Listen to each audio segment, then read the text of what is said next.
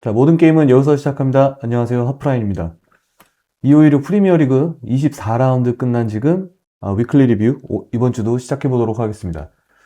이번 24라운드에는 극장 승부가 굉장히 많이 나왔어요. 첼시와 웨스트햄 경기도 그렇고 맨유 풀럼 경기도 그렇고 토트넘 맨시티 경기도 어떻게 보면 좀 극적이었죠. 이런 극적인 경기들이 많이 나왔던 24라운드, 굉장히 재밌는 기록들이 또 많이 나왔는데, 자, 경기별로 이제 이 총 10경기 정리해드리면서 재밌는 기록들 같이 소개해드리도록 하겠습니다.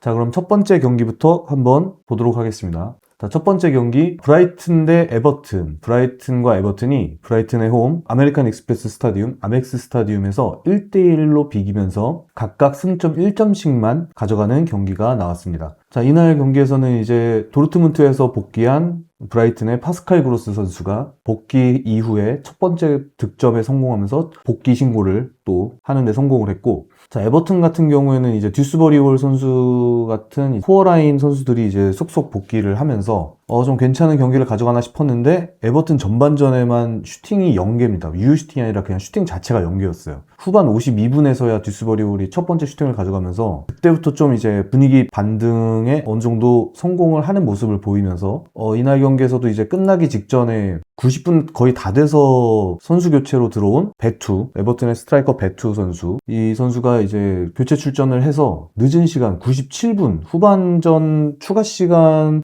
거의 끝나가던 시점에 극장 동점골을 기록하는 데 성공했습니다. 이날 베투가 이제 또 생일이었다고 해요, 본인의. 그래서 이날 득점하는 데 성공을 하면서 경기 결과를 바꾼 두 번째로 늦게 터진 골에 또 이 골이 기록이 됐다고 합니다. 가장 늦게 터졌던 골이 아마 98분인가에 있었던 골이 있는데 예리미나였나요? 자, 그래서 이 후반전의 분위기 반전에 어느 정도 성공을 하면서 에버튼이 결국에는 추격하는 데 성공을 해서 각각 승점 1점씩을 가져가게 됐습니다. 자, 브라이튼은 지난 라운드였죠? 플럼전에서도 후반 추가 시간에 해리 윌슨의 프리킥으로 극장골에 덜미를 잡혔던 적이 있는데, 그 이후에 두 경기 연속으로 지금 후반 추가 시간 극장골로 승점 2점을 드랍하는 결과를 만들게 됐고요. 자, 브라이튼 같은 경우에는 최근 리그 11경기에서 1승만을 기록하면서 무승부가 너무 많이 쌓여서 살짝 아쉬운 흐름을 가져가고 있다.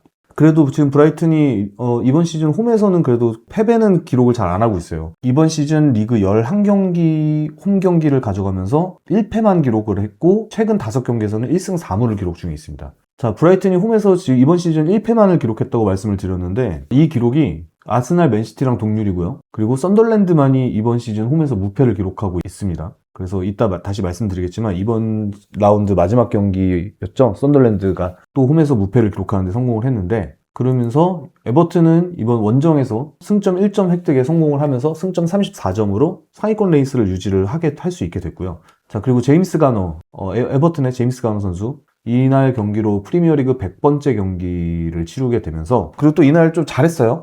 지상경합을 10회 성공을 기록을 하면서 중원 장악에도 성공하면서 좀 자신의 100번째 프리미어리그 경기를 자축하는 데도 어느 정도는 성공을 했다까지 말씀드리면서, 자, 이제 두 번째 경기로 가겠습니다. 자, 두 번째 경기는 리즈의 홈 엘런드 로드에서 리즈랑 아스날이 경기를 가져갔고요. 원정팀 아스날이 4골을 기록하면서 0대4 아스날의 승리로 경기가 마무리가 되었습니다. 아스날 같은 경우에는 이번 라운드에서 이제 맨시티가 토트넘과 비기면서 승점을 1점만 쌌는데 멈췄기 때문에 6점차 선두 유지를 하는데 성공을 했고요. 나름 이 리즈 원정이 어렵다고도 볼 수 있을 텐데, 이 리즈 원정에서 그래도 대승을 거두면서 6점차 선두를 유지하는데 성공을 했습니다. 아스날은. 자, 리즈는 홈에서 5경기 무패를 기록 중이었는데 그 행진이 마무리가 됐고, 이날 경기에서는 이제 저희가 경기 시작 1시간 전에 각 구단들의 뭐 트위터 X라든지 아니면 소셜 네트워크 서비스를 통해서 선발 명단들이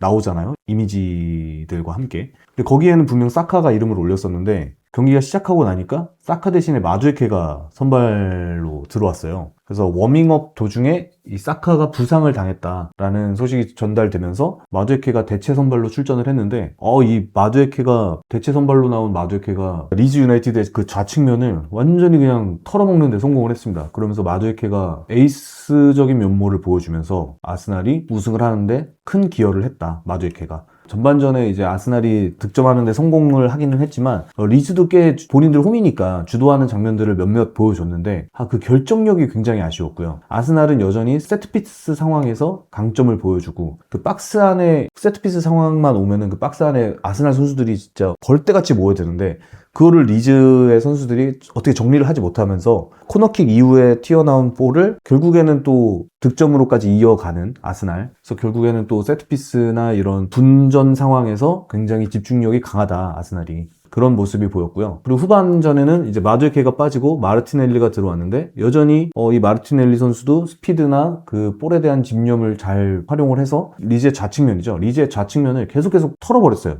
그러면서 이 요케레스가 또 득점하는데 성공을 했는데 자, 요케레스는 지금 최근 6경기에서 4골을 기록을 하는데 성공을 했고요. 이번 시즌 공식전 통산 11골을 기록하면서 아스날 팀 내 최다 득점자로 올라서게 됐습니다. 자, 그리고 최근에 리즈가 뭐 첼시, 맨유, 리버풀 이런 팀들을 상대로 무승부를 기록하면서 강팀들 상대로 꽤나 선전을 해주면서 그런 모습들을 보여줬는데 아스날에게 이번에 좀 덜미를 잡히면서 그러한 강팀 상대로 괜찮은 모습을 보였던 것들이 좀 깨지게 됐고 리즈는 이제 다음 라운드가 노팅엄전이에요. 이 노팅엄전이 어떻게 보면은 진짜 이 강등권 근처에 있는 팀들의 분수령이 될 것 같은 경기 될 것 같다. 자, 그리고 이날 이 아스날의 진짜 에이스라고 말할 수 있는 데클란 라이스 선수가 프리미어리그 300번째 경기 출전을 이뤄냈습니다. 자, 대단한 기록이고 이제 데클란 라이스가 이날 나이가 27세 17일이었대요. 이게 프리미어리그 기록상 5번째로 어린 나이로 만든 기록인데요. 자, 이 300번째 출전을 가져간 제일 어린 선수는 26세 58일이었던 웨인 루니, 그리고 뭐 제임스 밀너, 가레스 베리, 라임 스털링 이렇게 쭉쭉쭉 가면서 데클란 라이스가 27세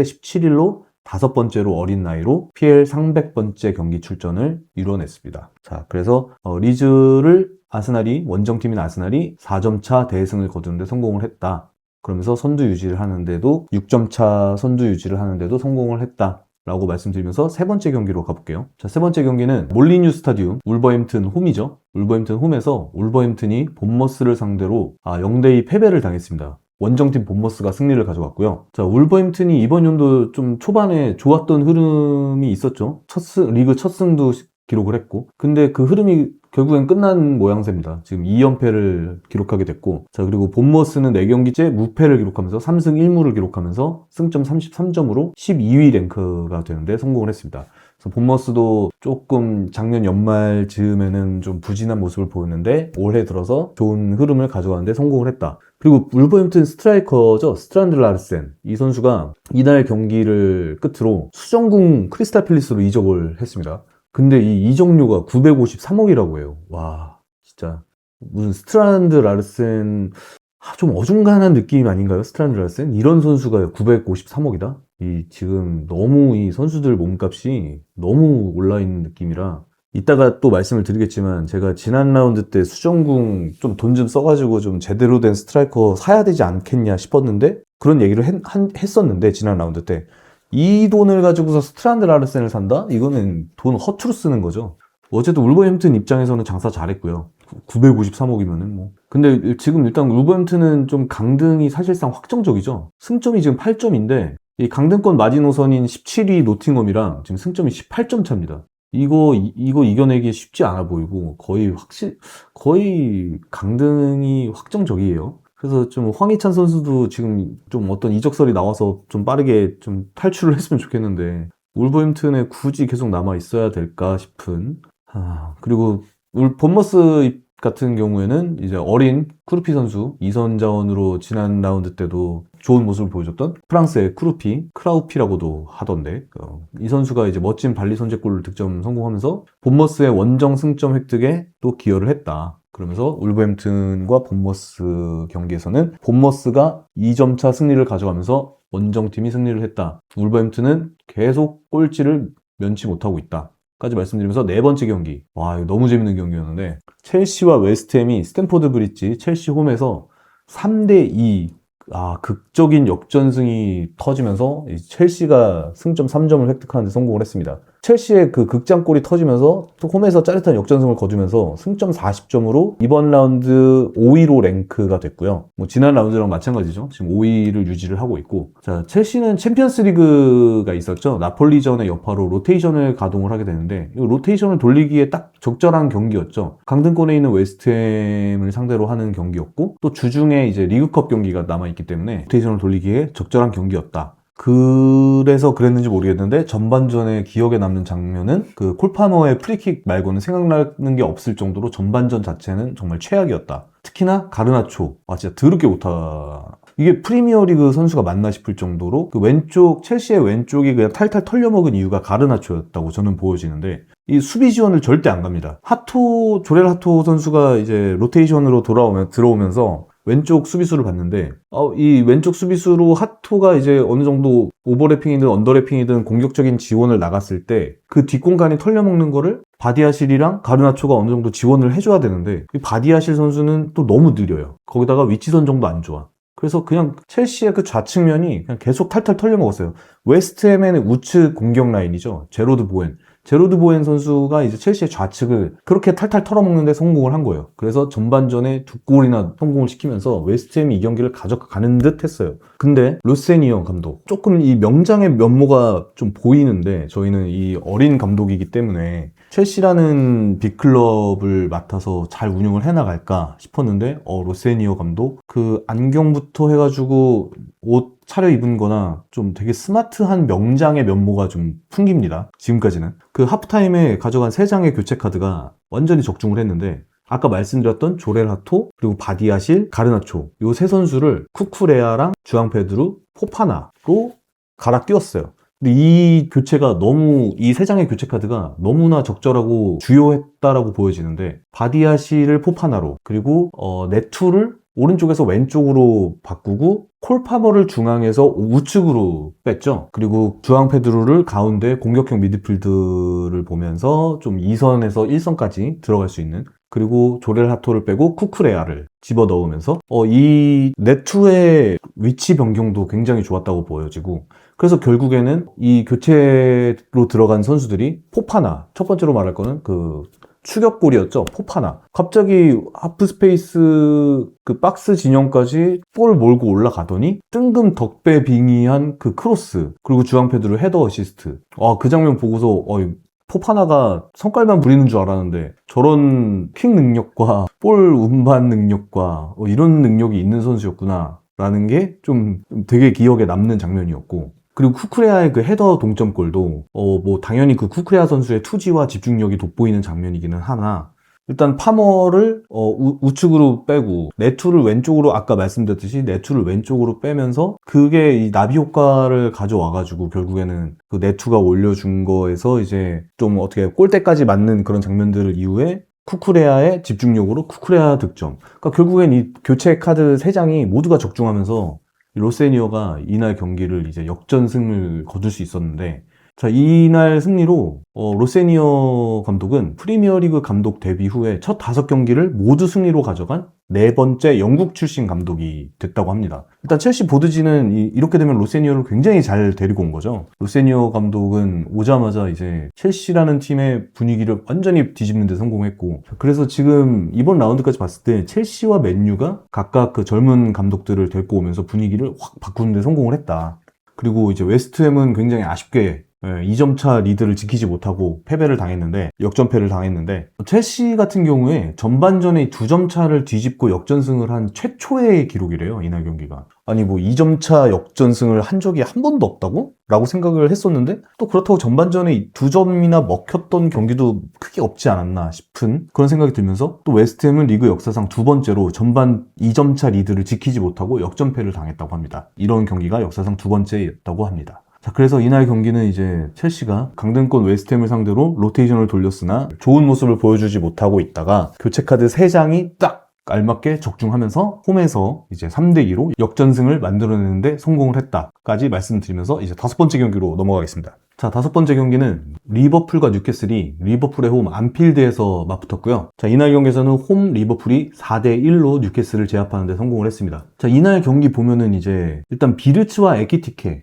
이 두 선수가 이제 분데스리가에서 이적해온 분데스리가 출신이라고 말할 수 있는 이 두 선수의 콤비네이션이 굉장히 좋습니다. 지금 이번 시즌 동안 6골을 합작하고 있는데 서로 3개의 어시스트를 기록하면서 6골을 합작 중에 있는데 이 두 선수의 콤비네이션이 굉장히 리버풀의 주요한 공격 루트 중에 하나로 자리 잡고 있는 것처럼 보이고, 살라 같은 경우에는 이제 확실히 동료들을 활용하는 데 더욱 집중하기 시작하는 모습이에요. 살라는 이제 본인이 마무리를 원체 잘하던 선수였는데 이제는 오히려 좀 선수들한테 좀 한 연결고리 역할이라든지 아니면은 박스 침투해가지고 계속 직접 슈팅을 가져가는 모습도 당연히 있기는 하다만 오히려 동료 선수들한테 연결을 해주려는 듯한 모습이 더 많이 보이는 살라의 모습이었다. 그리고 에키티케 선수는 전반 막판 2분 동안 멀티골을 기록하면서 전반전에만 역전을 하는데 성공을 했죠. 그래서 에키티케가 진짜 이번 시즌 리버풀에서 이적해서 데리고 온 선수 중에 가장 최고의 선수가 아닌가, 에키티케. 그리고 비르츠는 초반에는 좀 스탯 생산력에서 부족함을 보이면서 좀 어느 정도 뭐 놀림도 당하고 했지만 지금은 이 프리미어리그 템포에 완벽히 적응해 들어가는 모습 보이면서 이제는 비르츠와 에키티케 없는 리버풀은 상상이 안 갈 정도로 굉장히 이제 딱 코어 라인으로 자리 잡은 듯한 모습, 그런 모습이 보였고요. 그래서 리버풀은 이번 시즌 이번 라운드에서는 승점 39점을 기록하면서 리그 6위의 랭크가 되면서 챔피언이었던 팀의 모습이라고 보기에는 조금 약한 이번 시즌의 성적이지만 이제 이 주요한 선수들이 자리를 잡으면서 또 프리미어리그 템포에 적응을 하면서 다음 시즌에 좀 더 기대해볼만한 팀이지 않을까라는 생각이 들었습니다.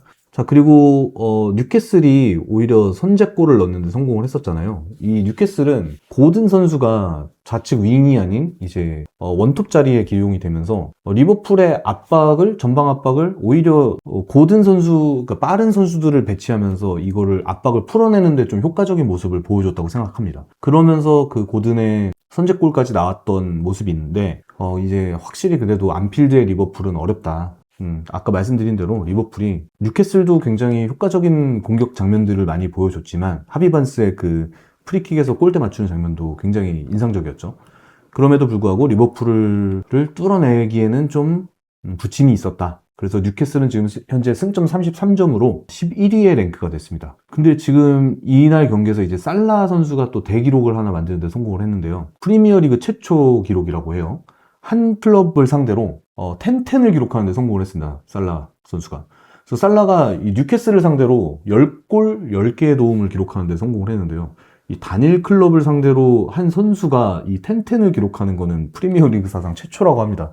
그래서 살라라는 선수가 얼마나 위대한 선수였고 지금도 위대한 선수고 얼마나 대단한 선수인지 알 수 있는 그런 기록이었고요. 자, 그리고 이날 이제 코나테 선수도 득점을 하는데 성공을 했죠. 코나테 선수 같은 경우에는 이번 시즌 23경기에 모두 선발 출전을 하면서 첫 번째 골을 득점을 하는데 성공을 했어요. 이번 시즌 첫 득점이고, 저희가 항상 좀 불안한 모습을 보인다 했지만 이번 라운드에서는 굉장히 또 집중력 있는 모습과 잘하는 모습을 보여줬는데, 최근에 부친상을 겪었다고 하는 이 코나테 선수가 또 득점을 하면서 또 동료들이 또 위로도 같이 해주고 조금 뭉클한 장면, 감동적인 장면도 보여준 리버풀이었습니다.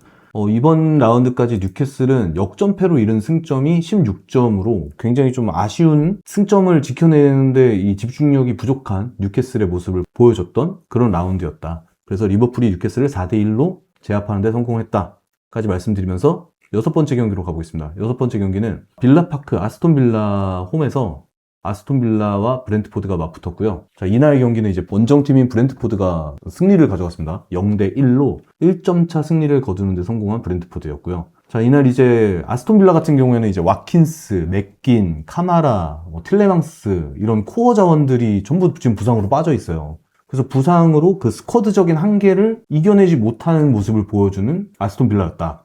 브렌트포드에서는 케빈 샤데 선수가 그 퇴장까지 당하면서 10명이서 아스톤 빌라를 상대로 싸웠는데, 이 후반전 들어서 아스톤 빌라가 케빈 샤데가 없는 브렌트포드를 상대로 총 패스 횟수를 355회를 기록을 했어요.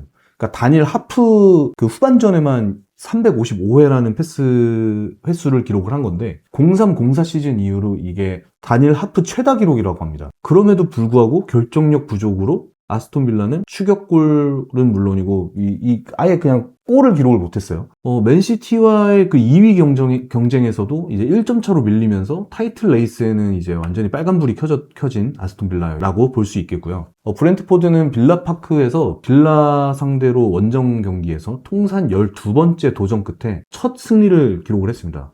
또 브렌트포드 입장에서는 이날 2라운드의 경기가 굉장히 역사적인 경기였고 원정 무실점은 역대 이 리그 역사에서도 세 번째 기록이라고 해요. 그래서 브렌트포드가 10명이서도 강팀인 아스톤 빌라를 상대로 굉장히 잘 싸우면서 1점 차 승리를 가져갔다 까지 말씀을 드리면서, 자, 7번째 경기입니다. 7번째 경기. 이 경기도 굉장히 재밌었죠. 자, 맨유와 풀럼이 올드 트래포드 맨유 홈에서 3대2 맨유가 승리를 가져갔습니다. 자, 이날도 이제 풀럼이 잘 따라잡았는데 90분 넘어서였나요? 케빈 선수가 동점골을 만들어내면서 와, 이 경기를 풀럼이 따라잡네 싶었는데, 자, 후반에 교체 투입된 이 셰슈코, 원톱을 받던 셰슈코 선수가 후반 94분에 결승골을 기록하는 데 성공을 하면서 맨유가 홈에서 풀럼을 상대로 승점 3점을 가져가는 데 성공을 했습니다. 자, 이날 경기가 이제 마이클 캐릭 임시감독, 맨유의 임시감독이죠. 마이클 캐릭 감독이 이 맨체스터 유나이티드에 부임을 하고 나서 3연승을 하는 데 성공을 하면서 승점 41점으로 4위 랭크를 유지하는 데 성공을 했습니다. 이 지난 라운드였죠. 도르구 선수가 엄청난 활약을 보여줌과 동시에 햄스트링 부상으로 빠지게 됐고, 결국엔 쿠냐가 왼쪽 윙을 소화를 하면서 득점까지 성공을 했고요.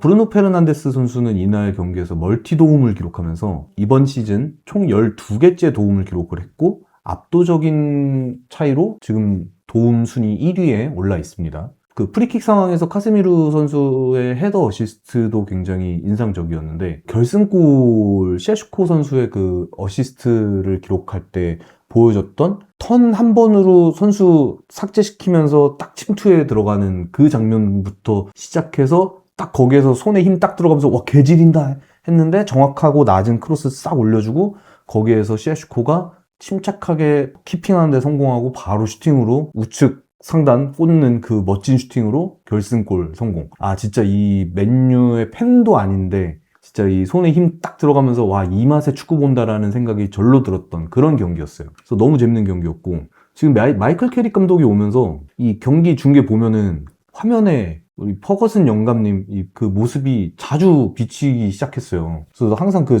이기면서 그 좋아하시는 그 모습 보면서, 아, 옛날 그 마이클 캐릭과 퍼거슨 감독님이 계시던 그 시절에 그 맨유는 엄청난 강팀이었잖아요. 그 위닝 멘탈리티, 위닝 DNA가 모두 장착되어 있던 팀이었는데, 아, 이게 갑자기 그 모습이 싹 오버랩 되면서 지금의 맨유도 좀 뭔가 그런 면모를 갖추기 시작한 팀이 되지 않을까 싶은.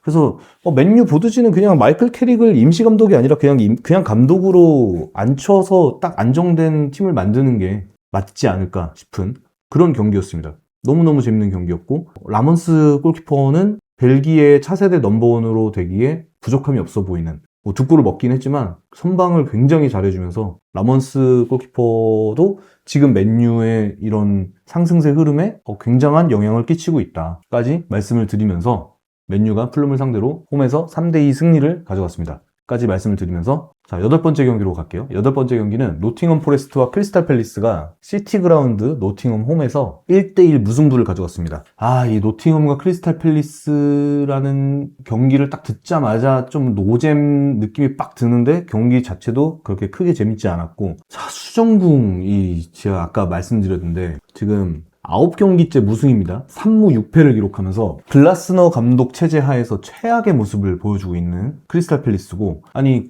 제가 아까도 말씀드렸지만 크리스탈 팰리스 지금 마테타가 AC 밀란이랑 링크가 뜨고 그렇다고 하면서 브레넌 존슨 데리고 왔는데 딱히 그렇게 좋은 모습 보여주지도 못하고, 그래서 좀 돈 좀 제대로 써가지고 제대로 된 스트라이커 한 명 영입하는 게 더 낫지 않겠냐, 그 말씀을 드렸었는데, 이거를 900억 되는 돈을 쓰고서 울버햄튼의 스트란드 라르센을 데리고 온다? 스트란드 라르센한테 900억을 태운다? 아, 이게 굉장히 아쉬운 선택이라고 보여지는데, 아니 지금 그 마크 게이 선수도 이적하면서 수비에도 미들맨이 없어지고, 이번 라운드 같은 경우에는 지금 카마다 다이친 부상으로 빠져 있고, 와튼 선수는 지난 라운드에 레드카드로 이번 경기는 징계로 나오지 못하고, 이런 상황에서 각 포지션별로 미들맨이 없어요. 수정궁 크리스탈 팰리스는 지금 뭐 에이스 역할을 해줘야 되는 예레미 피노 선수도 이렇다 할 모습을 보여주지 못하고, 브레넌 존슨도 뭐 마찬가지로 뭐 그렇게 대단한 모습, 대단한 활약은 없고, 아니, 수정궁은 좀 많이 답답합니다. 초중반에는 굉장히 좋았던 팀이었는데, 이 팀이 이번 시즌에 리그 4위까지 올라갔었던 적이 있다고? 라는 생각이 들 정도로 좀 굉장히 안 좋은 모습을 보여주면서, 크리스탈 팰리스 같은 경우에는 지금 승점 29점으로 리그 15위에 랭크됐고, 노팅엄 포레스트도 승점을 1점 추가하면서 승점 26점으로 17위에 랭크가 돼 있는 하위권 싸움이었다. 자, 그리고 션다이치 감독의 지금 노팅엄 같은 경우에는 4경기 동안 무패를 기록하면서 강등권이랑 좀 격차 벌리는 데는 또 성공을 했죠. 지금 18위 웨스트햄과는 승점 6점 차까지 벌리는 데 성공을 해서, 자, 그리고 크리스탈 팰리스가 안 좋았다라고 말씀드릴 수 있었던 이유 중에 하나인데, 이날 또 그 레드카드가 나왔단 말이에요. 노팅엄 포레스트에서는. 골로 연결될 수 있었던 장면에서 그 윌리엄스 선수가 손으로 그 공을 막아버려가지고 다이렉트 퇴장을 당했는데, 그 10명이서 싸운 노팅엄 포레스트가 후반전에 크리스탈 팰리스보다 슈팅도 더 많이 가져갔고 상대편 박스 내 터치도 더 많이 가져가면서 오히려 노팅엄 포레스트가 더 좋은 모습을 보여줬던 후반전이었다. 그래서 그만큼 크리스탈 팰리스가 얼만큼 지금 안 좋은가를 역설적으로 말할 수 있는 그런 후반전이었다 까지 말씀드리면서, 자, 노팅엄과 크리스탈 팰리스는 1대1로 각각 승점 1점을 가져갔다 까지 말씀을 드리고요. 자, 다음 9번째 매치였습니다. 9번째 경기, 토트넘과 맨시티가 토트넘 하스퍼 스타디움 토트넘 홈에서 2대2, 이것도 극적인 승부였어요. 극적인 무승부를 가져갔습니다. 자, 뭐 이걸 왜 극적이라고 말씀을 드리냐면은, 뭐 시간대가 뭐 극장골이 터지거나 그런 건 아닌데, 토트넘의 이 솔랑케 선수가 득점을 한 장면들이 좀 극적이었어요. 첫 번째 골은 살짝 좀 아다리성이었는데, 두 번째 골은 스콜피온 킥이 나오면서, 와, 이 슈팅이 골로 연결이 된다고? 돈나루마 손 맞고 딱 들어가면서, 야, 이 북런던에는 이제 이 전설의 스콜피온이 두 명이 있다. 아스날의 올리비에 지루와 토트넘의 솔랑케. 아, 이 솔랑케 선수의 그 스콜피온 킥이 굉장히 이달의 골로 선정될 법할 정도로 굉장히 절묘한 슈팅이 나오면서, 맨시티를 상대로 토트넘은 맨시티 상대 깡패입니다. 이번 시즌 맨시티 상대로 1승 1무를 거두면서 맨시티는 이번 시즌 프리미어리그에서 토트넘을 이기지 못한 팀이 됐습니다. 맨시티 입장에서는 아쉬운 무승부였고요. 선두 아스날이랑 승점 6점 차 2위로 랭크가 됐습니다. 자, 그리고 이날 세메뉴 선수가 두 번째 골, 맨시티의 두 번째 골을 기록하면서 공식전 14호 골을 기록을 했어요. 세메뉴 선수. 그래서 본인 커리어 하이를 지금 기록을 했고요.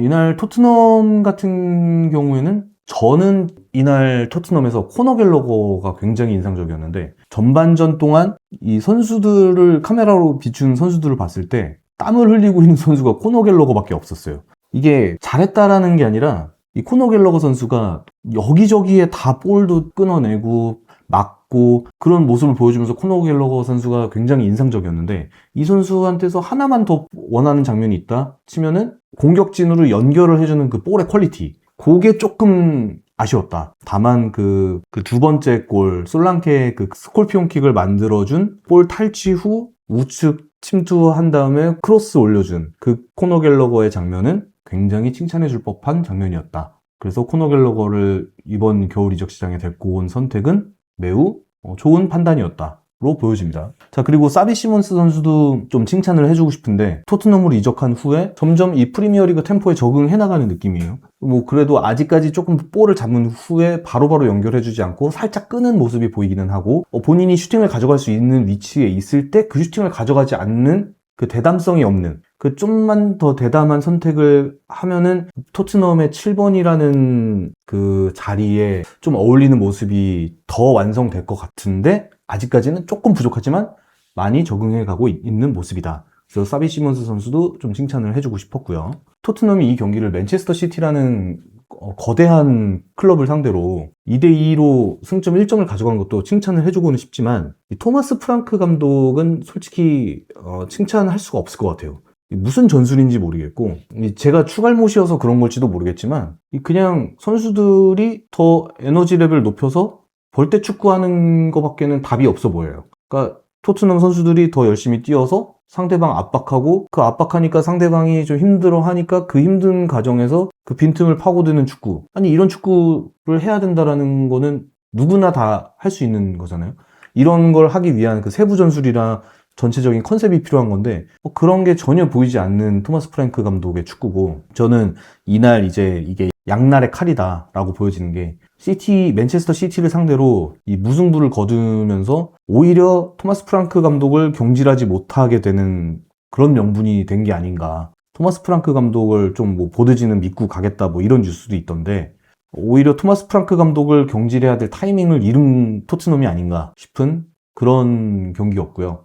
또 이제 클루셉스키랑 메디슨 같은 선수들이 있었다면 토트넘이 어떤 모습이었을까가 굉장히 궁금한. 그래서 이 토트넘의 이 부상을 당하고 있는 이 선수들이 빨리 좀 복귀를 했으면 좋겠다. 그래야 토트넘 경기를 보는데 더 재미있을 것 같다.